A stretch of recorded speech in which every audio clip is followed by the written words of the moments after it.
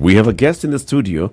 His name is Dr. Martin Oloo, a lawyer and political analyst. Before we welcome him, let him hear the day's proverb from CT Muga, who is checking his Samsung Galaxy Tab S8 Ultra with an S Pen. Indeed. There is no God like the stomach. We must sacrifice to it every day.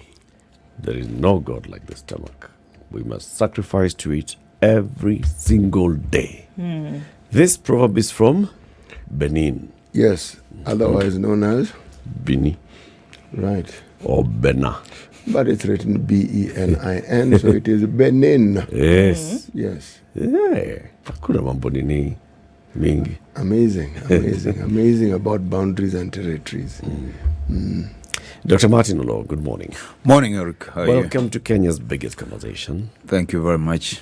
Happy New Year. You're saying Happy New Year until... I'm told that actually it's Happy New Year until December, but you think it's June. But I'm going to be enjoying it every moment until It's going to be a 365 days. new year until the new year comes. Until the new year comes, yeah. All right. Yes. Happy New Year then. Thank you very much for joining us today. You're welcome. It's great to be here. It's great to be in this show. I had the introduction and I thought there were too many experts, so I nearly took off. Oh, no. Why on earth would you want to take off? Because there are so many experts, so there's nothing new that we'll talk about. I would bring back.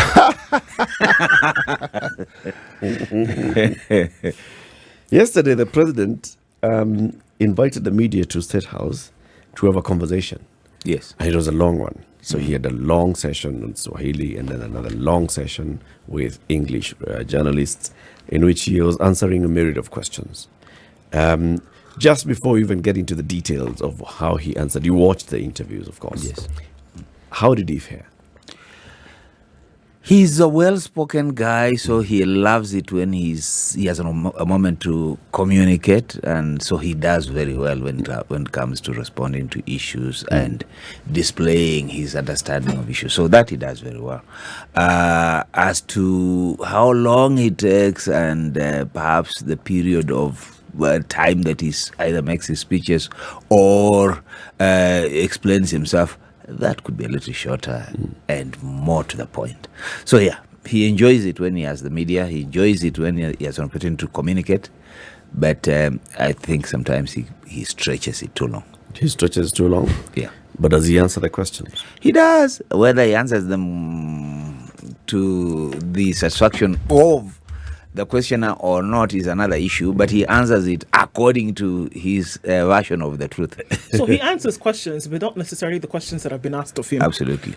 Okay. He sometimes sets his own questions and responds to answers them. them. Yeah. So let's go into the specifics. Of course, the big question, the first question on both English and Swahili sessions, was on the cost of living.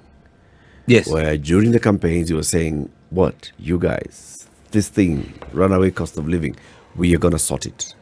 And then yesterday he said, look, this cannot just be a pill you swallow and tomorrow you're fine. It's going to take a while for us to fix this.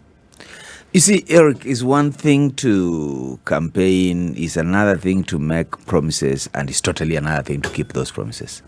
When the president was campaigning, he made us feel that he had all solutions and that all our problems were because of Uhuru and Raila. He has had the country to himself for now almost 4 or 5 months. He must realize, or he has realized, that actually it is not that rocket science. It is not that simple. Now he's telling us, please give me time. He promised us that the moment he puts down the Bible, cost of living will come down. Now he's telling us to take time. Now, even that, I think that the point that I really would like to hammer is that even his approach to how the cost of living will come down is fairly simplistic and incorrect. You can't say that because we are looking for, we are facing a new season, that we shall plant subsidized fertilizer, and once we've subsidized fertilizer, our farmers will grow food, and once there's food, the cost of living will come down.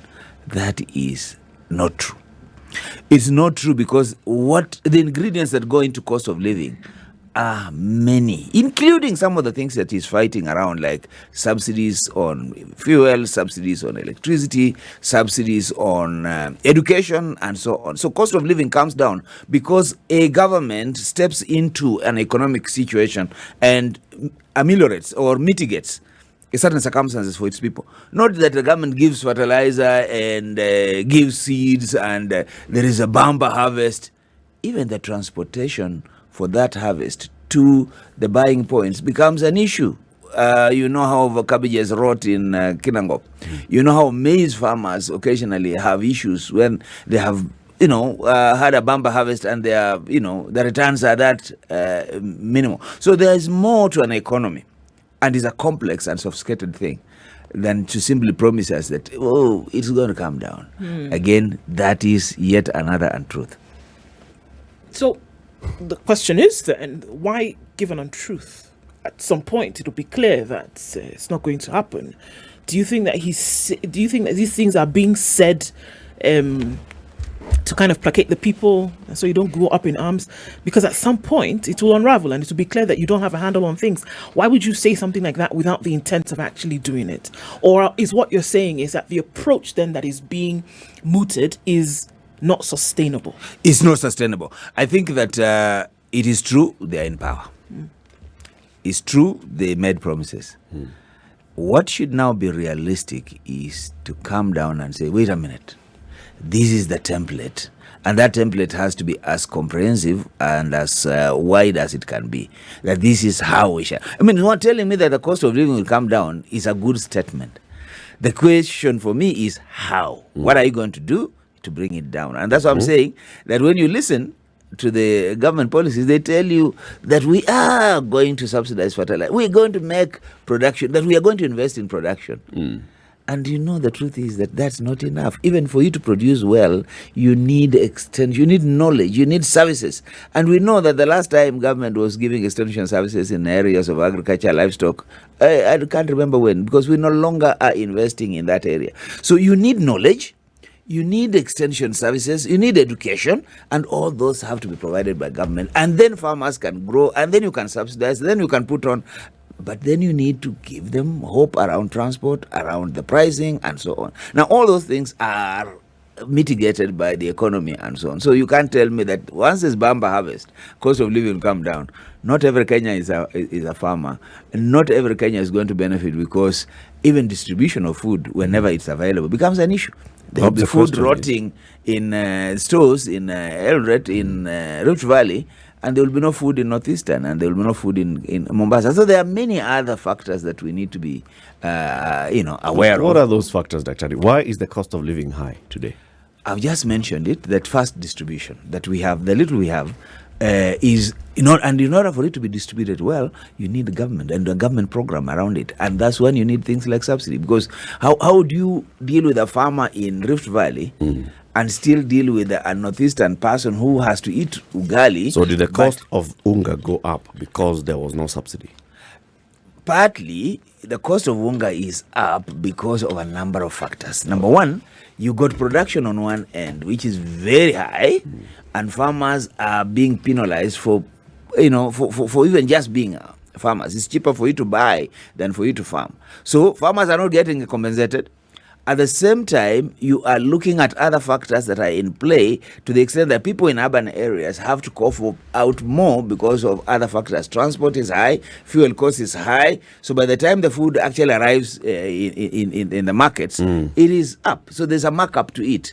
All of these are being contributed to by a number of factors, including fuel, including inflation, and so on. So in other words, there is a complex issue here that needs to be understood, as opposed to just saying cost of living. And I find you like you're just being dismissive of what the president is saying or what the government is saying it's going to do.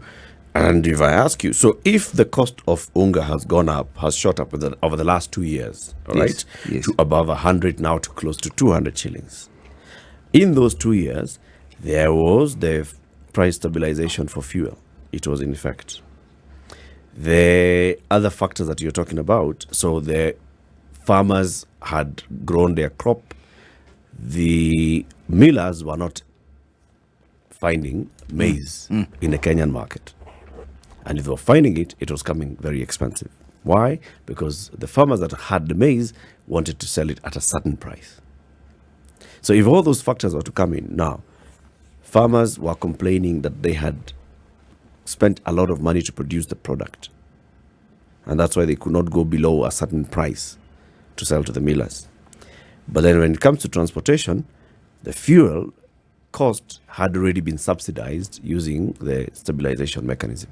So what is it that made the price of unga go up to close to 200 shillings? Eric, let me be understood. I'm saying that an economy is a complex thing to the extent, for example, when we are told that the war in Ukraine and Russia was affecting us, we dismissed it.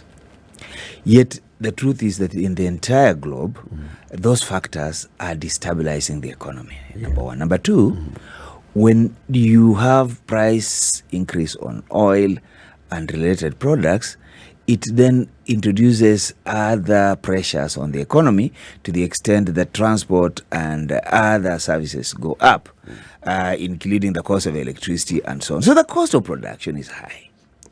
Now, in any normal country or in any normal world, subsidies are not a panacea, but they are a tool that government then uses to balance out. So if you come and attack subsidies in the sense of just attacking them, you are denying an economic intervention that any state needs to make. In other words, the moment you remove those subsidies, the effect is prices shoot up. The effect is government intervention is removed. Now, people will tell you that yes, government has no business, but governments have business to mitigate, to take care of their citizens in order that the cost of living does not go out of hand. And it can be done through tax. You can increase, you can reduce. So reduction in tax is simply to say, I'm recognizing the pressure that people have, and therefore I need to reduce it in order to make things affordable. Now, let's look at the cost of fuel in this country. More than a half of the cost of fuel in this country is because of taxes and levies. So instead of even saying you want to do a subsidy, just rationalize taxes around fuel and make it affordable. What is electricity today? The cost of electricity in this country is mainly charges, taxes, and foreign exchange, adjustments, and so on. So what do? Address the issues and then bring it down. So you need to bring down the price of fuel, bring down the cost of electricity, and bring down the cost of production generally. Then put fertilizer there. Then expect farmers to perform better. But then again, you need to look at what is happening on the markets. Once the food is on the market, what are the factors that are determining the cost? Then again, as a government, you might want to intervene in order to make sure that farmers have their right, but also citizens have affordability issues addressed. So it's a complex issue. That's what I'm presenting. So it's not, don't give me an answer that's so simple, that once we have food production, we will bring down cost of living. We are not likely to see that. But Dr. I agree that the issues around an economy and managing it are complex. But how complex is it really? Because how different is it from basic housekeeping, where you have limited resources and you're balancing? Do you pay fees? Do the children walk to school, or do they run to school, or do they take a bus? And if so, do they take school transport, or do they take a matatu, or the local transportation that's available? Do you buy your water, and how much of it do you buy? And I'm simply saying that in our everyday lives, we go about our business in the same way the government is supposed to go about their business when they're ensuring that they meet the demands of the citizenry whom they are there to serve. There's this balance that is sometimes tricky. You see, we have a government that is following very, very close in the footsteps of the previous government, who have this mania for taxes. Every waking day they introduce a new tax, or reintroduce a new tax, or bring a new tax. And part of the reason why these taxes are there is because we have debts we need to pay. Now, the balancing, you're paying debts, you have a country to manage. How do you balance this? How do you ensure that this economy keeps growing? how then do you also manage that as it is growing and you do the things that you've said that are necessary for the economy to grow? Do you then meet the obligations you have when it comes to paying taxes? And the question that I'm really asking, is this the real discussion really? Or is it that what it takes to be able to manage an economy is clear and simple? And that isn't really our problem. Is our problem one of everything that we say at times is besides the point? Because where the real problem lies is not that people don't pay taxes. It's not that the government doesn't have money. It's not that the government doesn't budget. It's not that these projects are not useful. But it is what happens with the money that is allocated for these projects. Precisely, CT. So that when you tell me that you have removed subsidies, I have no problem. Just tell me now, because of the reduction of subsidies, we now have X amount of money to do Y and Z, so that we see the application of that money. Because for those subsidies to be there, it meant that the government was injecting that money from some source, from the either borrowing or from the taxes and so on. So basically what I want to agree with you is that it is not the issues that we have, because we know what our issues are. I like the example you're giving about how you manage a family. Indeed, that process is simple but complex. It's simple because you know all the parameters, because you are the head of the house, maybe together with your children. You know what the parameters are. So we know, even as a country, we know what our parameters are. We know where we are in terms of our debt. We know where we are in terms of our taxes. We know. The question is, what choices do we make? You know, as a parent living in Nairobi, your solutions can be very simple. You say, kutoka leo, we shall all go back to the village and work from there.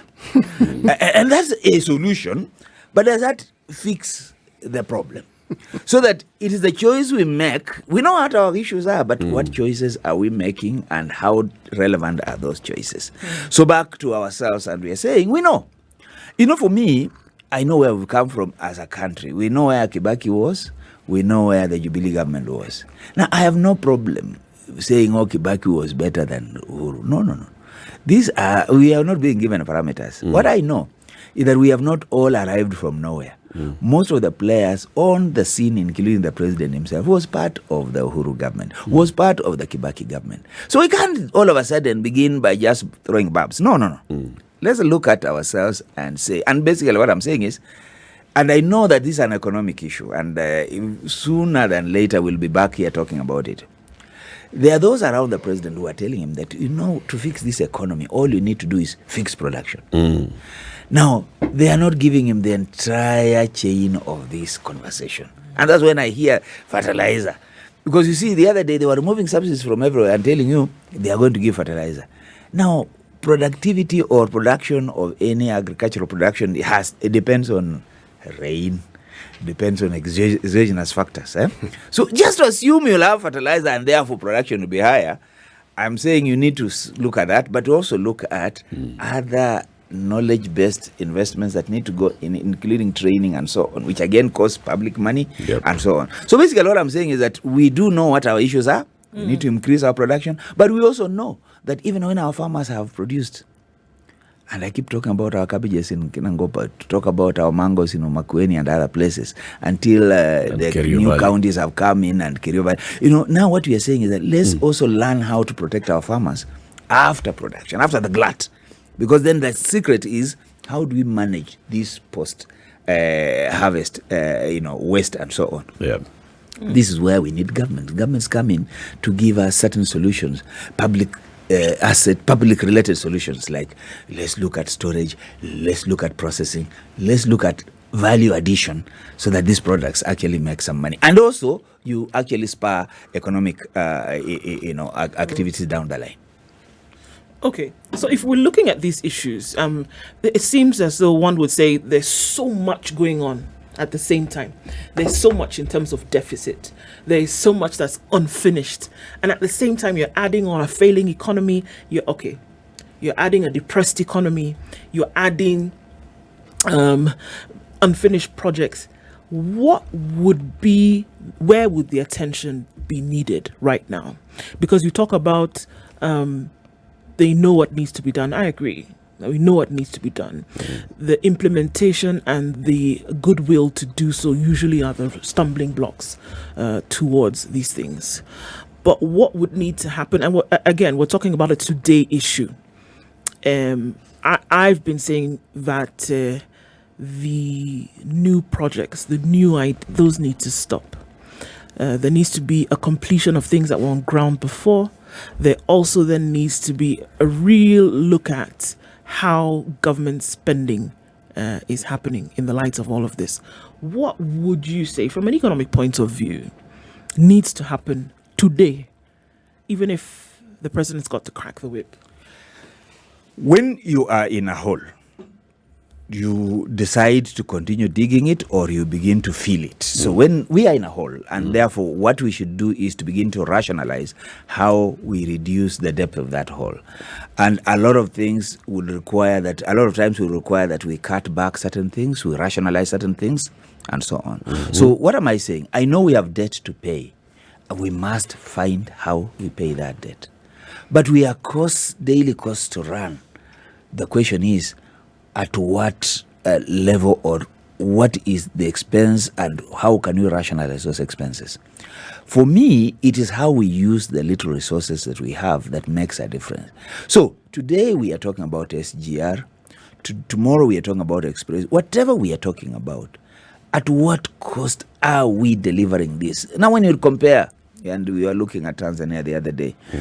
When you look at what they want to use to extend their SGR all the way to DRC, when you compare it with what we have spent to do this diesel thing of ours from Mombasa to wherever, you begin to ask, what is the reason for this difference? Remember that deal was done in the Uhuru government. It was closed, but it was opened. No, it was done in the Kibaki government, it was opened in the Uhuru government, and the price went up 3 times. Is that the best way to use our little resources? Are we still continuing down that path? What is the cost of these projects that we are talking about? If I'm taking 200 billion to deliver a project that could be delivered by 50 billion, can I cut back? Can I be realistic? Can I chop the fat around it?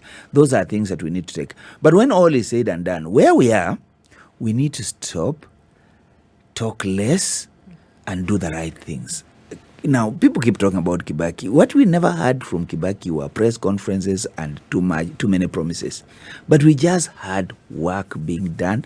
He was very keen on balancing the budget and how the budget would be funded. And once that was sorted, he did not talk politics. He fixed economics, and economics took care of politics. So here we are so fixated on fixing politics at the expense of the economics. So let's work on the economic parameters. Let's fix the economics. It will take care of our politics.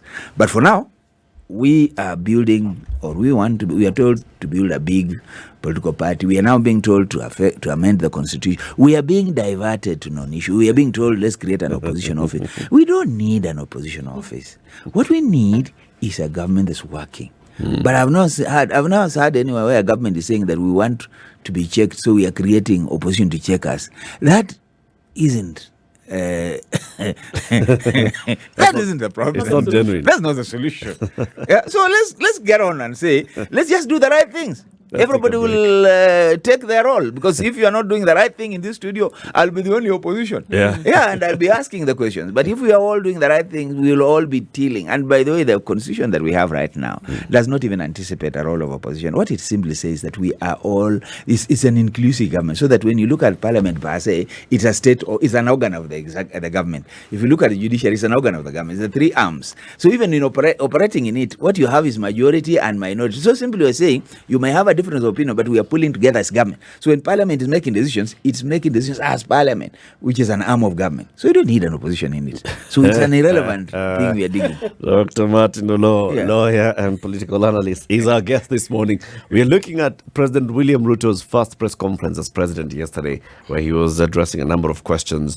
This is the Situation Room, the only way to start your day. Our guest is Dr. Martin Oloo, who is a lawyer and a political analyst. We're talking about the president's speech yesterday. So today he is leading his cabinet secretaries and principal secretaries for a 3-day retreat, where they're going to sit and harmonize their agenda as government. And he says, you know what, I've got to lead from the front. I've got to be the one who shows the direction that we are taking and we are heading.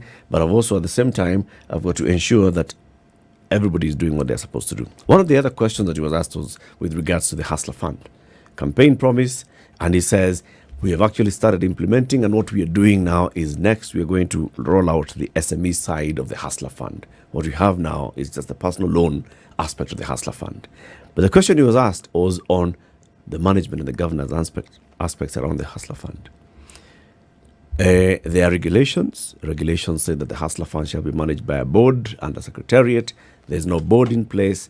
There's no secretariat in place, although we can say that the CS has taken some people from the Ministry of MSMEs and put them into the secretariat. Okay. But when pushed, he said, look, people, we're focusing so much on process instead of looking at the benefit. Are people able to borrow through the Hustler Fund? Yes. Are people able to repay when they want to repay? Yes. Let's focus on that. And less on the process. Actually, no, we can't focus on that. No, that right there. Right there is a big problem. Right there. Yeah. You see, for me, there is form and there's content. So we have a form called Hustler Fund. But what's the content? And what economic activities is it able to spur? So really, this is it's a mind game. We promised a fund, we have delivered the fund. So what's your problem? Is it having a board? No. Is it having governance? No, don't worry about those ones. You just worry about whether people can have loans. People accessing, hustlers accessing money. Therein lies the key issue. And is a rule of law or a rule by law. You know, a rule of law assumes that law reigns, that things are done according to the law. The rule by law means you put in place a law, put in place a fund, and that's enough. That's what you need. So what we are going to be preoccupied with this regime over the years is less of rule of law and rule by law. And nobody was could have epitomized this rule by law better than Moi did. Because that's how we ended up with Section 2A of the Constitution. Because if you told Moi this thing the law does not allow, he fixed the law and he went ahead to do what needed to be done. That's what we are going to be preoccupied with over the next 5 years. We will always be wanting to have quick fixes to what is not necessarily the problem or the solution. So I don't think, and if you asked me, if I was advising the president, one of the things he should have abandoned is this Hustler Fund. Yes, you promised. But what's the reality? How practical is it? Forget about it. It is not the lack of funds that people are struggling around with. In fact, indeed, people don't need 500 shillings to borrow in order for them to really do anything meaningful in their lives. That's not the point. The point is there are economic hardships. You don't solve them by quick fixes. So how do you, as a government, raise people? No, they talked about bottom up. I don't hear it being talked about these days. They talked about wheelbarrow economics. I don't hear it being talked about these days. But the assumption they were saying is that we need programs that raise people from the bottom, taking them up the economic ladder. So the question then we should be asking, to what extent is Hustler Fund the answer to bottom up? If you ask them, nobody's even able to explain bottom up, even today. In fact, nobody's talking about it. So I hope that when this retreat comes and ends, we shall be able to have a better definition of bottom-up. We shall be able to have this definition of one government. But there was something you were saying, which the president was saying, that he must lead from the front. In 2 years' time, God willing, we'll come back here and he'll have fired half of his current government. Why? Why do you say so? Yeah, fine. Because if you look at the total experience and professionalism in the entire cabinet, none of them, or if you put all those cabinet secretaries together, remove Njuguna Ndungu and a few others. Why remove Njuguna Ndungu? Because he was the governor of Central Bank, blah, blah, blah. So, does that qualify him to be the Minister for Finance? No. I'm just saying, if you remove a few people who have been around the public spaces, none of those fellows all of them combined can even equal half of what the president's public space has been. So, in other words, that the experience in that cabinet is fairly insignificant compared to his. So, he's actually going to lead from the front until he realizes that he can't do everything by himself and realizes he's carrying baggage and he fires them. And that's where we shall have the re-election campaign starting. That, I came in and I wanted to do this, but these guys that you guys gave me, I had to deliver these promises. And now I have the real people. And that's where we shall start the real politics. Do you really believe that he's aware of it? I mean, because from the outside looking in, it would seem so obvious that, okay, look, this is not going to work. Like you said, he's a very sharp fellow. He understands. Do you think this thing that you've just said, that he knows that maybe some of these folks he cannot work with? No, he knows, because you see, he had to deliver promises to Meru, to Western, to Coast. He had to deliver. So he has delivered. He has met that deal. The question is, and I want to take agriculture. So if you look at his total arsenal in agriculture, does the cabinet secretary and the entire team have what it takes to deliver on agriculture? Do they? Well, apart from the cabinet secretary, the others are experienced in that department. Who do you have there? The PS. Which one? The PS for livestock is a PS for livestock from the previous administration. So what experience did he bring with him from the previous? In other words, you can really ask, where is the track record? Perhaps I can answer that question differently, in that, yes, the PS is the accounting officer, we get it, but the people who actually do the work are the people below the PS. And those ones never really move. Hardly ever. The issue is whether they will be listened to. Because the people who actually drive these ministries, as I said, are faceless. You don't know them, you never hear of them. At the level of these directors going down, that's where the heavy lifting actually takes place. But do we know them? Do we ever hear of them? Now, I want to say it again on this show, because this is a leading show. If you take agriculture and you want agriculture to be a driving force for economic development for this government, then you must of necessity recognize that agriculture is mainly devolved, and you must begin to show the shift in resource allocation from the national to devolved. You must begin to show the interdependent nature of the national government and county governments. And on this issue of agriculture alone, you must show that resources follow function. And that therefore you need to push it down there, and that it's actually county governments that are going to deliver for you. And that you need to invest there. So if there was a statement coming from this guy that shows that we know where the weight of agriculture is, that we actually want to, what CT was saying, we actually want to move resources from the national and send it to where the functions are, which is in the county government, and have a collaboration, a memorandum of understanding between this government and the county governments, we will crack on agriculture. When I was talking about knowledge, I was talking about extension services, those are in the counties. You are not hearing the way the national structure is going to interface with the counties. And as long as that is not going to happen, and fertilizer. Yeah, because all these things we're talking about are functions under. But then, yes, as you say, resources follow function. Yes, devolution, yes. But even with these variables being constant, if what we have witnessed in the last 10 years with our county governments, the complete and total absence of the will to actually provide the service the people elect you to provide, will we actually even get to where you're saying? Because I look at the history of our counties and I look at the reports that the Auditor General, they are daunting, depressing reports that the Auditor General and all the people who are in charge of the fiscal ecosystem of the country. Thank you, CT, for saying that. We are in a bad place. Counties are in a fair good mess, but you haven't said about the Auditor General and the national government and the billions of shillings that go unaccounted. We were told by none other than the president himself, Uhuru Kenyatta, that we lose 200 billion a day. No, 2 billion a day. So the point I'm making is that we have a problem. A governance problem at national and county. Now, the issue is you do not run away from the issue. Face it. Let's take examples of counties that have worked. Makueni. Kivutha Kibwana actually made agriculture work, and a few things, including hospital, that he built that worked. So there are a few examples of how a serious county government can be, and to the extent in which it can make a serious contribution.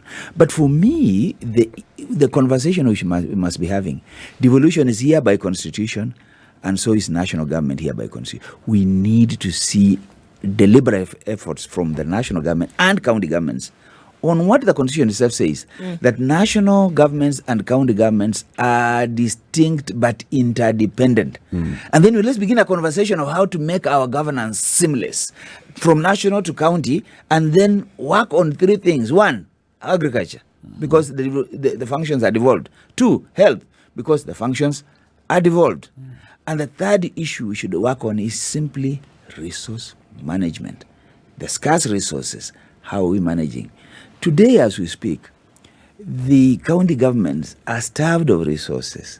Every time you hear the governor speaking, they are saying the treasury has not released resources. And there's a deliberate, partly because resources are not there, and they keep closing the IFME system in order for that to happen. But more importantly, the trust levels between county government and national governments is low. What we need is increase that trust. What we need is to accept that we have the two functions.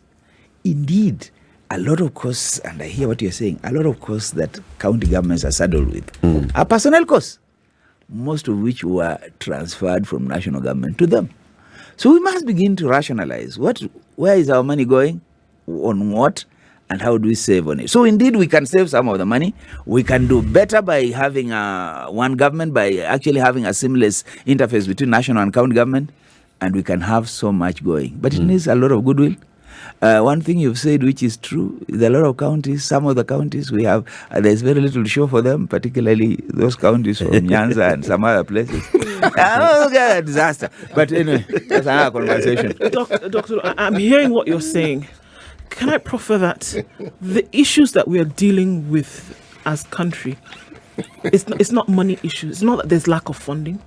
Number two, it's not that there's lack of intelligence or brain power. It's not that there's lack of the infrastructure that's needed for a lot of these things to happen. It's that there's a lack of will, and that there's a lack of fabric to be able to implement these things that need to happen. I want to, because we have examples all over you've just given one brilliant one yourself, that a county where things happened, where did they, if it was a money issue, where did they get it? If it was a money issue, where did they get it? If it was an infrastructure issue, how come they were able to do it? It's the same one who said, okay, you guys have a problem, everybody go home, dissolve the thing, let's see who's going to come back. People said, we want you. They reconstituted the county. It was not an infrastructure issue. It was not a money issue, because where did they get it from? It was not it was not for lack of human resource, because where did they get it from? The same Kenya within which all these other counties, all these other individuals reside. To me, it looks like leadership issues. Secondly, will to do the right thing all the time. Because we can talk until the cows come home.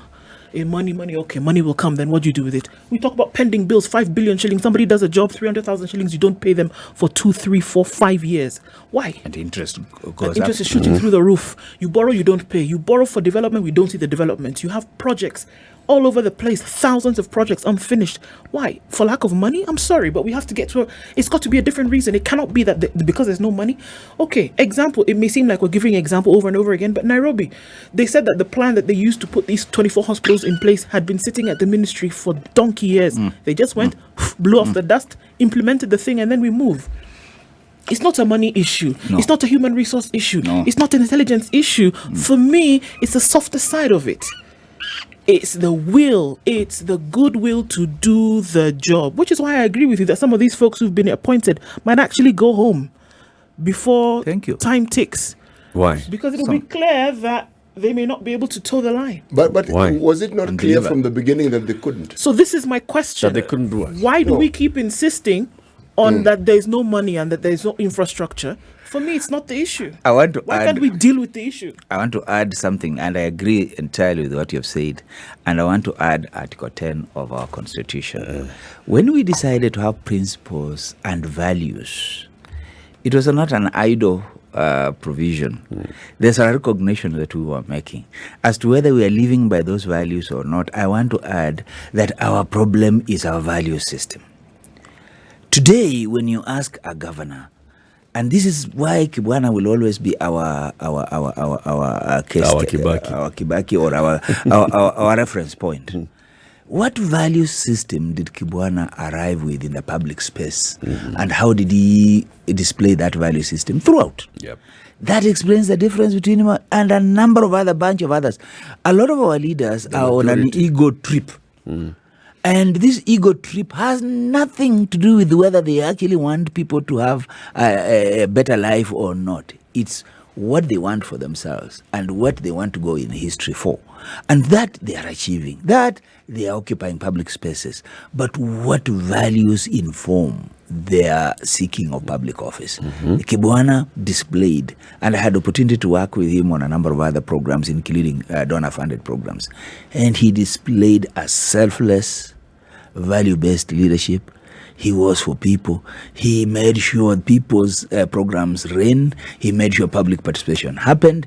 He, he did not allow any wastage and spillage of, and somehow he achieved over that. And let's give it to him.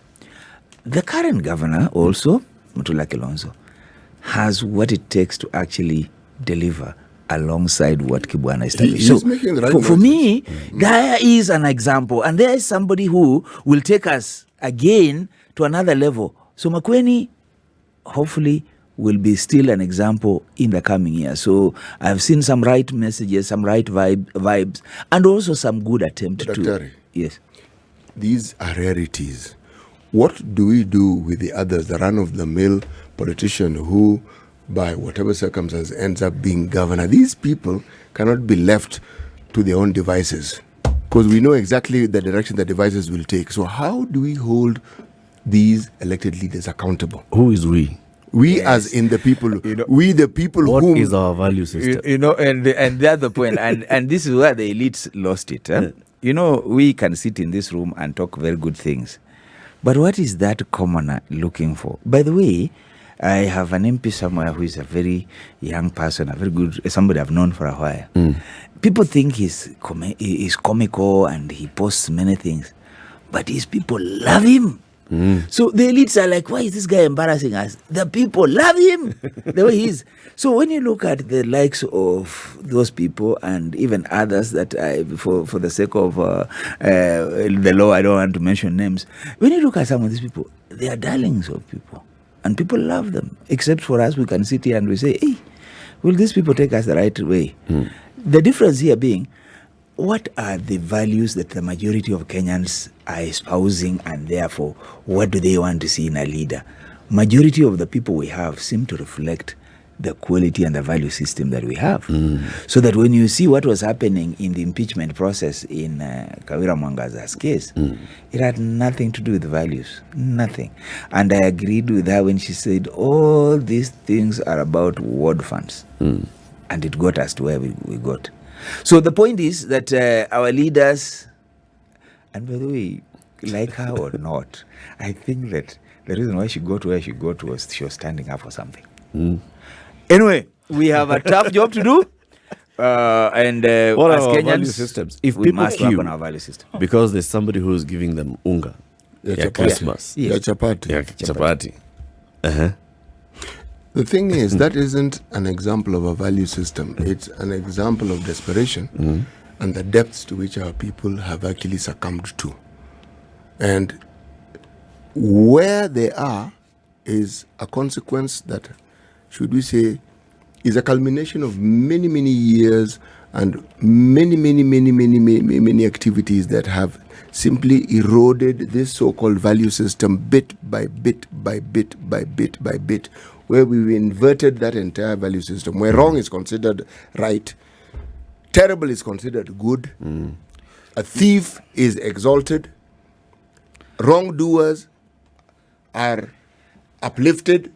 I want to take CT back to his folklore of Luanda Magere and others. Our people taught us how to respect other people's property. They taught us how to keep our dignity. There was a value system that we learned over time because it was passed on to us by our elders, passed on to us through the folklore and so on. Our people know that thieving isn't how we make a living. Yep. We know. So there are certain things that we carried before even Christianity. Now, we have lost it. And therefore, desperation, yes, but there is a place where you've seen people who are poor but respectable. Yeah. I have gone to places, and I can tell you, I've been to Kambani, where you walk into a home, it's dry, but they will offer you a cup, a glass of water. They'll even go and look for a pumpkin for you. Yep. This is somebody who you should be taking something to, or if you have taken something, they will not leave you to go away without giving you something. Now, that is the human values that I'm talking about. Very eroded in Kenya. That's true. It's a whole conversation to have. I'm sure Mohammed from Wakijembe will agree. He's doing Value flip system. right now. Thank you very much, Dr. Martin Oloo, for joining us. Come again soon. It was my pleasure. Asante Thank you sana. for hosting me.